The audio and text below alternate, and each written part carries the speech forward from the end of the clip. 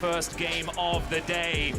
It's EU versus NA. It's the El Clasico. Yesterday didn't go so well for the Europeans, and we'll see whether EG can offer back another punch like that this time around. And this is the last EU NA of the group stage, I believe. 100 Thieves doesn't have an EU team in their group, neither does Rogue. So this is the final EU versus NA here at the World's group stage. Right onto the Rift. See what happens on the level 1, because bot brush control can be very important in these double-ranged matchups. Cap's now hovering around this red buff in case of any cheese. Maybe they're just expecting someone to, try to look for a flag kit on this level 1. Yep, well, before we get into all of the action, make sure to link your league account with Prime Gaming to receive your free digital goods. All right, guys, you gotta make sure you link that one up and just get stuff for free. Free stuff? Free stuff's great. Everything tastes better when it's free. Oh, absolutely.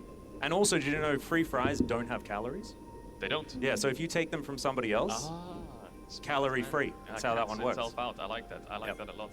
My sister taught me that when she took all of my fries. It was actually much better for my caloric intake as well, which was great. It's a net zero for both of you. Yeah, exactly. Win-win.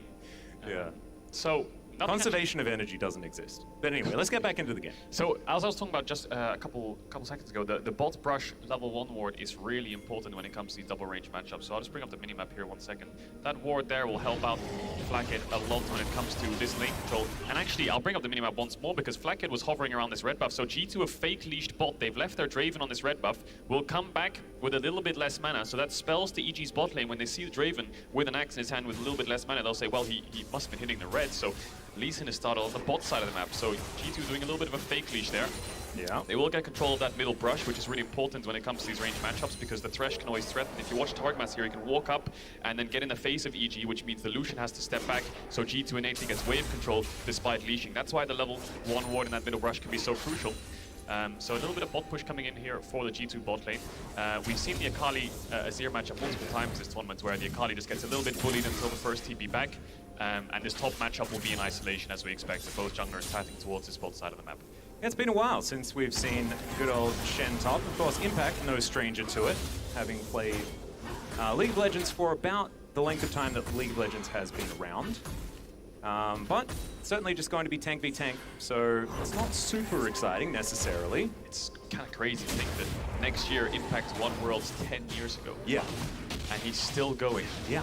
And he's still extraordinarily good. Yeah. It's unbelievable. Time flies, really, doesn't it? And Impact still at the top of his game, still competing at World Championships. We'll see what he can get done this game on the Shen. We'll get pushed in a little bit early. We saw the trades going in favor of Rogue. But the beauty of the Shen matchup, I think, is when the Ornn lands the Brittle from the W, he can't auto-attack you if you pull your dodge towards you. So there'll be a little bit of a mind game there. Ward swept out there by G2, who are being a little bit aggressive onto Inspired's Gromp, but he smartly went blue to Gromp and skipped Wolf, so he could actually get that camp before the G2 bot lane could crash the wave and invade. He has the smite here. Jankos might contest him.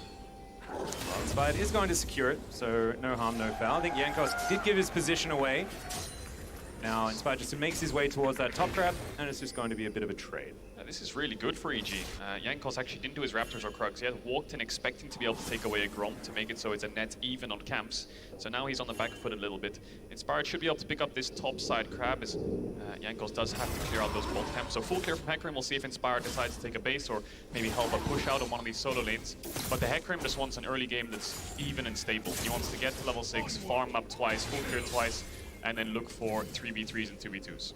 Yeah, it's a really interesting question when it comes to scaling between these two teams, right? Because both of them in the late game want to be doing very different things, given the fact that we've got a lot of side lane power and control here on EG's side, and then you've got team fighting ridiculousness from Ornn and Azir especially. And if Flakkit manages to cash in some of these stacks, he'll also be an extraordinary teamfight force. And we've got Inspired coming down to this bot side here. EG's bot lane's pushing out a wave, and they're scared that Jankos is hiding on one of the lane brushes, or maybe he's hiding on this tri-bush, waiting for them to step up to crash the wave when the next one comes in. Very, very good gank setup here for G2, so Inspired's here to cover. There is a ward in that brush that might spawn him out. He's hugging the wall right now and just communicating with Kari and Vulcan, saying, push the wave in, and once it crashes, you take the base. Targamas is faking it here. He's pulling a lantern saying Jankos is around, you can't crash this, but EG know that their junglers behind them. They're not scared of anything. They don't fall for the bait, and now they could look for something on a dive. Yeah, could be a potential here as Flakkit down relatively low. Let's see whether Vulcan can land the bubble. There it is. Connects onto the Draven. Inspired canters forward. Will he pick up the rampage kill? No, he won't, because Calorie locks down first blood for North America. Target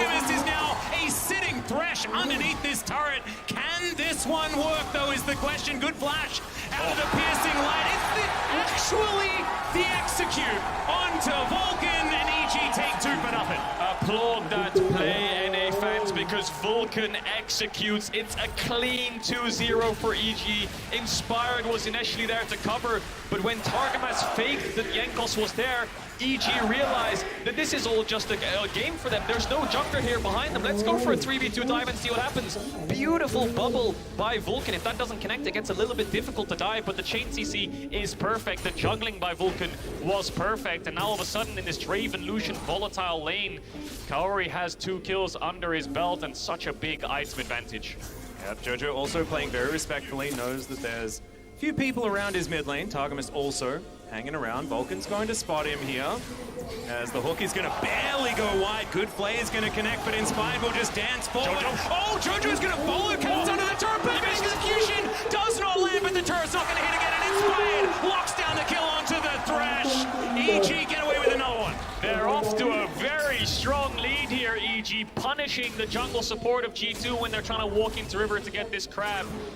Kaori's there out of base to help out and cover Inspired so he can continue on the push forwards. And it only really gets better from EG for this point, because Impact just hit level 6, so any play that G2 wants to make now, there will be a Shen appearing in those 3v3s or 2v2s. Targamas no summoners, Caps no summoners, Jojo almost gets the solo kill.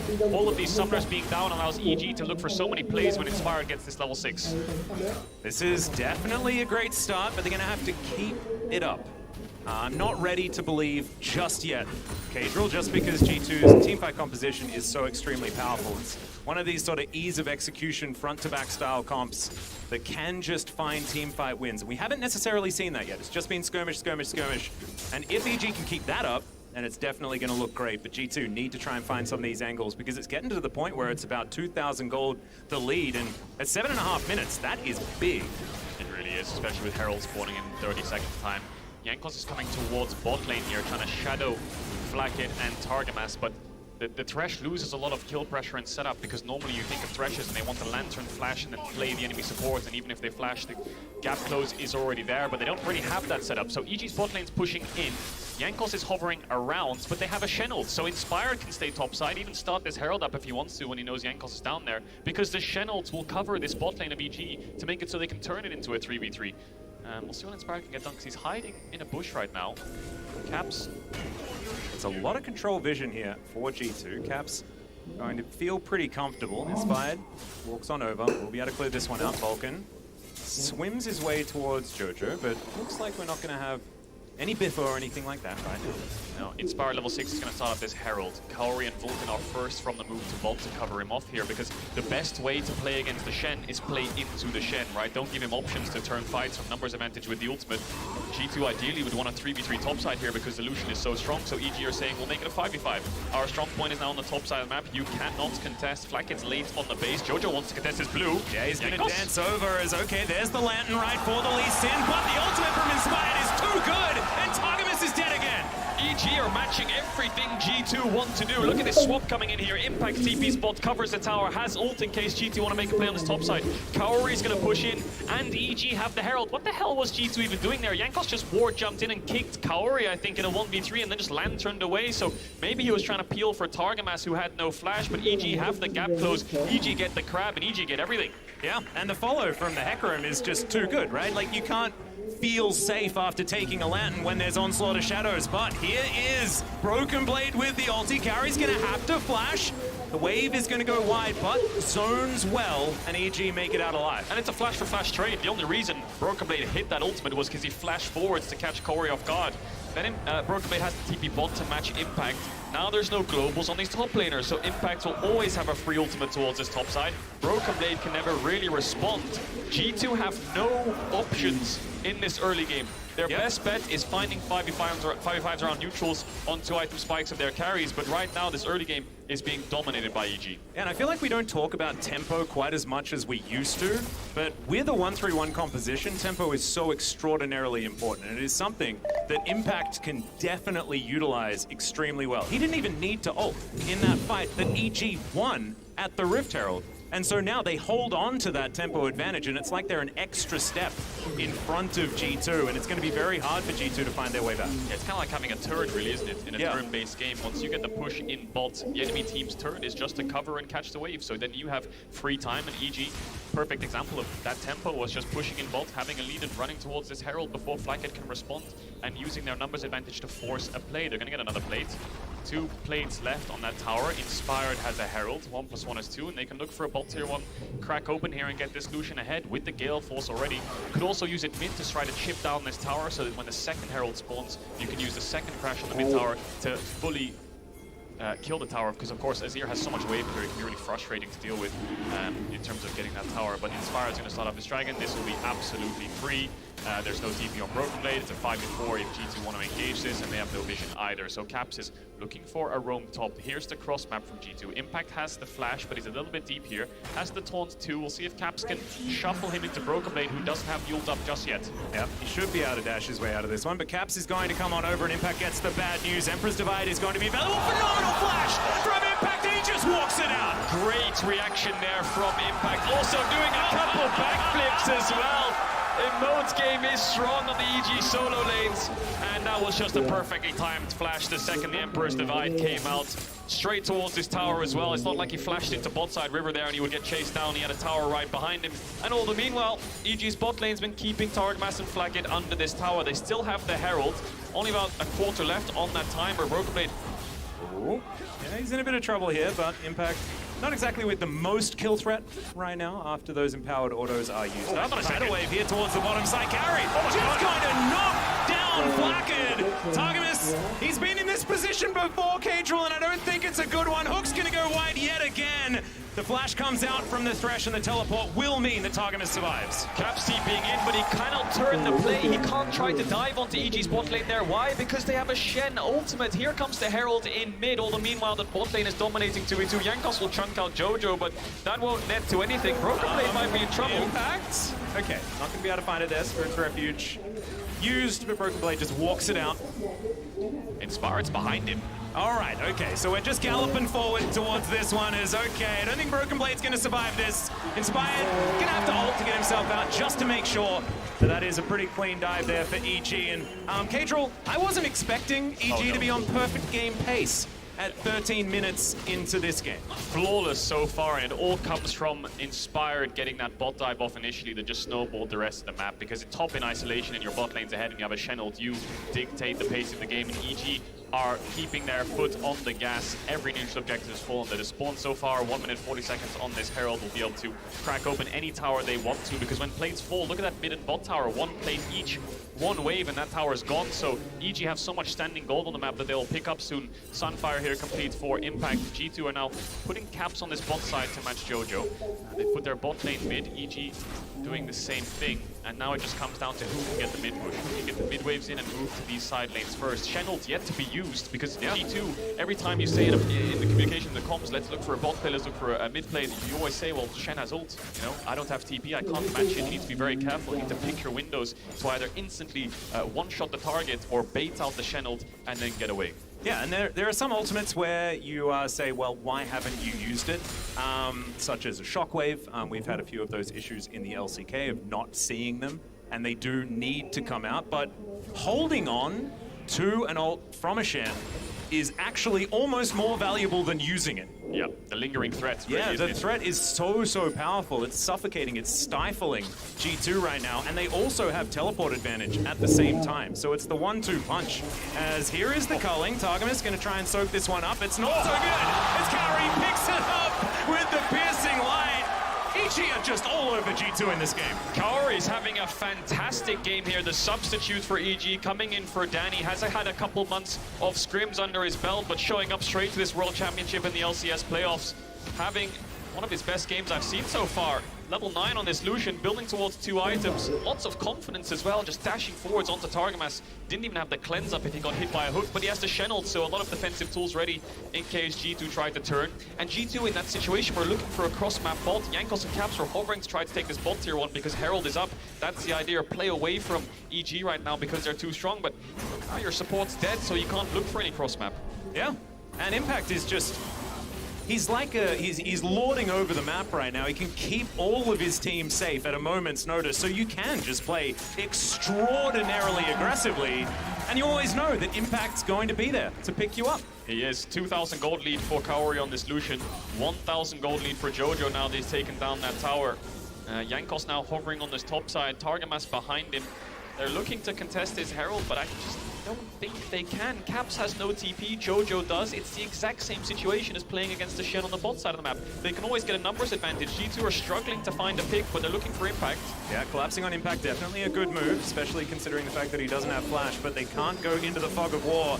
And this Rift Herald is going to be taken. Jojo looking for a dive, lands the backflip. There's the ult from Caps. Perfect execution, this time's gonna work out. And this is the problem. Impact can be there at a moment's notice, but Broken Blade's going to show up as well. Caps on 200 health, but he doesn't seem to care. The range advantage going to help him out, and EG have to back away. Oh, Caps just about escapes. I thought Jojo would flash forwards there and try to get the kill, but I guess he didn't have enough range, but he's just forced out Broken Blade's TP.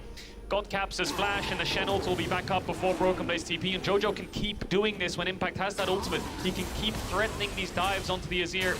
This time G2 get away, but I fear next time they may not. But they're going to pick up a dragon here. EG still dominating this map, on pace for a perfect game against the LEC second seed. It's absolutely phenomenal. This change for EG, especially considering the game against G2 last week. This is night and day, a fantastic look for EG in their first game of the day. G2 certainly not out of it just yet, but this lead is so hard to come back from with a draft like this from EG, because you just have access to more money on the map. You can be in 3 lanes, while G2, if they want to stand a chance, need to group up. Jojo. Yeah, 5-point strike going to connect here as Jankos staying in the brush. Jojo not going to be overly aggressive. Vulcan lying in wait. It's globals, really, isn't it? I mean, yeah. Broken Blade had the TP bot to cover out Impact's ult, but then Impact has TP now. So if you engage top there, Impact would TP to the wave, and Vulcan could show up. No Invision on Inspire. They can't really find that player or just execute a play onto Jojo because they're always scared of numbers disadvantage. NA week 2 showing up big here for EG. Jojo's gonna find Caps again. How aggressive does he want to be though? Doesn't know Jankos is right behind him. Well, there's the Emperor's Divide. We'll see whether he can get out of this as the kick comes through. The Q not going to be followed. And Jojo wants more. Targamas is actually very squishy at this stage of the game. Another Q lands, and Jankos again not going to take it as EG. They just bear down on this top outer turret. Inspired's going to throw Shirley towards it, and she will help them knock down their 3rd turret of the game. Oh, Inspired got the Gromp as well. I wonder if EG can look for more than just a tier 1 here. They'll crash this top, this wave in. Will they look for a tier 2? Jojo has the TP, but no ultimate. Needs to be careful of Jankos in this bush. They don't know he's there, but no kick means he has no real threat. Kaori can just do this. Yeah, the calling's going to come through. Whirling Death not really going to threaten too much, and that is another charge for the Rift Herald. Meanwhile, there's a cross-map play towards the bottom side. The teleport to come forward as Impact just chasing Broken Blade down. Jojo, can he actually close the distance is the question. I think that Broken Blade will be able to get that. Caps maybe not so lucky, but does shift some sands to get himself out. But getting out is not what G2 need. They need to be able to find some money on this map. And EG are just destroying everything. They grab the inner turret now. That is 4-0. It's a 7,000 gold lead. It's 7 kills, 2-0. There's really nothing that can be done. G2 don't have options. They even tried to all-in bot there. Broken Blade tried to fight Impact. Jojo TP's in. If they tried to fight top, Impact would ult in. How do you ever get a numbers match here? Well, there's just fights all over the place. Jankos in trouble, does take the lantern. And now Jojo looking for his opportunity. Perfect execution is going to fly forward, and Inspired's there to protect the Akali. And of course, he also has the ult from the Shen as well to keep him safe. Flashes over the wall. Now Broken Blade in trouble. Good double knock-up, but there's just no damage from G2, and EG will just back away. They'll steal themselves this Bramble back, and they'll go about their business. Oh my god, EG are playing with so much confidence. Jojo is playing on the edge. That top play where he got shuffled, I thought he would die when he went in here deep. I thought he would die as well, but Impact bails him out this time around. Just keeping G2 in their base, keeping them on a leash, and EG not letting them have anything whatsoever. And EG's easy win condition this game is dragon stacking. 1 minute 40 until their soul point. Their Baron turn is extremely strong with Nami and Hecarim. It's just a case of when they want to start it up. It will be spawning in 10 seconds. Doesn't die very quickly, but if G2 overstep even an inch, There'll be an Akali behind them, there'll be a Shenald coming in, the Lucian culling, the Nami tidal wave. It's so hard for G2 to do absolutely anything. EG playing flawless. Yeah, the turn is extraordinarily scary, but not only that, but they can also have impact in a side lane the entire time. He's got teleport right now, stands united, halfway through the cooldown, and you can see EG able to just get rid of all the vision. This is an aggressive move, as Caps and Jankos were already there to try and grab Jojo, but who is flanking who? As Impact's going to turn up. Yeah, he's very, very tanky. I don't think that's a cue you want to take. And G2 will make it out, but they have to again invest to teleport. And so that tempo advantage we were talking about, well and truly in EG's hand. That's one way to bait out a TP. Normally start Nash and then stop, but you just TP behind them. Broken Blade has to match. Now Impact can go back bot and he has the Shenald, but they're still hovering around this top side. Looking for a pick, Flakked. Yeah, seen this one before. Thankfully there's a minion wave for Flakked. And Kari is just so extraordinarily strong. This is a Draven that hasn't picked up a kill. He does not have the items that Dravens are used to having at this stage of the game. I never thought I'd say this, but I think this is going to be a perfect game here from EG. Unless you can't jinx it. You can't jinx it, unless Jojo gets caught out here. He's going to go onto Caps. He has to Shenald in around 5 to 10 seconds. Needs to be careful. Yep, the ult has been used. He can use that defensively, but goes into his Shroud. More than happy to just wait for that one. Get out with the perfect execution. There's a turret. Q not going to land. Oh, and okay, lands the backflip. Yep, there we go. There's the Shen delivery system. And yeah, the taunt's great onto Jankos. He has nowhere to go. All 5 members turn up. And EG get their 8th kill of the game. It's going to be Baron as well. They're just going to push Caps away. He's on the wrong side of the map. Inspired will chase him down. There's no real point in flashing, but he's going to try his best. Inspired will get the kill. Oh, will he get saved? Yes! The Lantern saves Caps and G2 will get a Dragon, but EG are going to get a Baron. Yeah, you'll take that trade any day of the week if you're a fan of the North American representative. This Baron is going to be taken down. That is some bounty gold as this Ocean goes over the way of G2, and that does stop the perfect game, Kadril. So we don't have that anymore. Still, EG could go unkilled. Unkilled. That's also quite. Definitely do that's that. also quite a good achievement. Is it unkilled? EG. I mean, honestly, I think you take a win. A win as well. That always helps. Jojo thought he had the all-in. Jankos is constantly covering Caps. Shenald's on cooldown here still, but if it wasn't, Jojo would have dived in. Impact has the Shenald. I think Broken Blade might have tried to stop him, but he blast codes over into the Dragon Pit and then Shenald's from there, avoiding Broken Blade as much as possible. Actually, the ult invested to try to stop it, but wasn't in time. Manages to land on top of Jojo, and then they get the kill on the Jankos. Yep, the ninja delivery system. I remember when having 2 ninjas on your team actually made you lose 1 HP point. It did. For everyone. And so every time I see Shen and Akali, I'm like, oh, anti-synergy. But it actually works out very, very well having an assassin that can bring a tank in. Didn't there have something if you had sunglasses against Leona, she did 1 less base damage? Vayne yep. did, I think. Yep.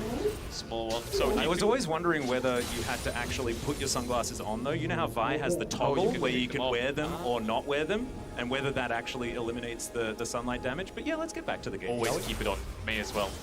Nothing to lose. So G2 have a tower and G2 have a dragon under their belt.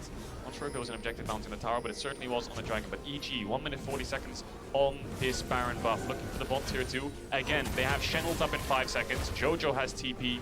So no matter what kicks off in bot lane, both the solo lanes will arrive at a moment's notice. And all the meanwhile, they'll be pushing in lanes, which G2 have to respond to, so that EG can finally get this bot tower. Flakked will have to catch mid wave, Caps will have to catch top wave, or vice versa, and the bot tier 2 will die. So good setup here by EG, going for a 1-1-3 with double global.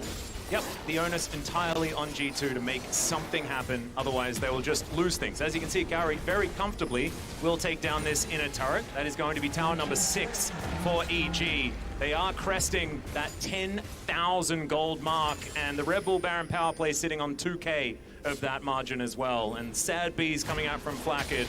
This game is looking extraordinarily doomed for G2 right now. 24 minutes in, 11,000 gold. The EG are just playing so good. G2 just holding on. Zero Ornn, Draven, Lee Sin, good in team fights, but EG aren't giving them a single fight. They're just choking them out of the map, constantly getting picks, and now the waves are slowly crashing in. Broken Blade's matching top, he has the TP, but Kaori's looking for... Yeah, the culling. Oh, Jankos almost just dies to that back massage from the Lucian. This inhibitor turret taken down to about 50%, but EG, they don't have to use everything in order to just siege this turret, right? None of the onus is on them. They can continue just stretching G2 around their base. and they will eventually crack it open.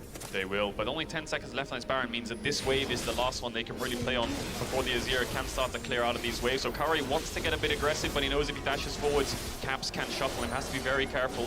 Top and mid pushing in, G2 will respond, so Baron buff is off. EG best call now is just to back away, reset, spend gold, set up for the next dragon. It looks like that's what they'll do, and take away a couple jungle camps all the meanwhile. Sieging without Baron just becomes really, really complicated. Overstaying, waves dying too quickly, wasting time on the map. And you can see at the bottom of your screen, the gold lead between Blackhead and Kaori was around 5,000 in just one roll. It's insane. And it's about a 70 CS gap as well. Kaori's just been able to pick up more farm around this map. Of course, if you're Caps, it's much safer to farm. Targamas wants to be trying to protect when G2 are making these plays, and so therefore it's just so dangerous for Flack to be farming on this map. Really is. Can't overstep, no tier 2s anywhere.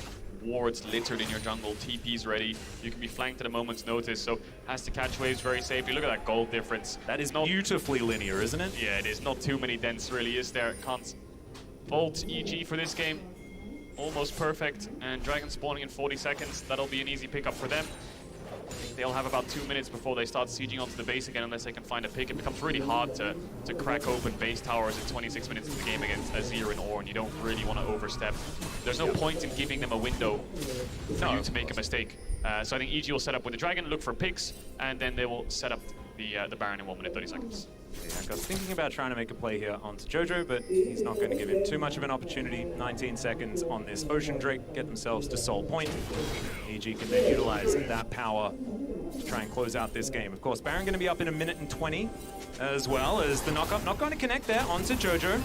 And he hasn't even gone into his Shroud just yet. Does eventually get in there as there is the Ornn Horn blown. They get the knock-up, in comes Impact. Doesn't find the taunt, but Inspired's here as well. There's the shutdown onto Jojo, but can they win the fight is the question. Impact flashing to get himself out of there, and Inspired, he's very, very fast, thinking about whether he wants to protect the Shen, but he does make it out. Off screen there, Vulcan just used both summoners. I think Targamas must have hit a hook and ulted him there with the Flay, so Vulcan had to flash away. That's a shutdown onto the Ornn. What can G2 get done with it? 30 seconds on the Akali respawn timer, 40 seconds on the Baron. Dragon's up, but they want this top tower by the looks of it. Yep, there is the taunt onto Broken Blade. He's pretty tanky, but that's a great knock-up onto Impact. Gets into the Spirit's Refuge, and he just takes 0 damage. Inspired's going to turn up Kaori. The culling does so much damage.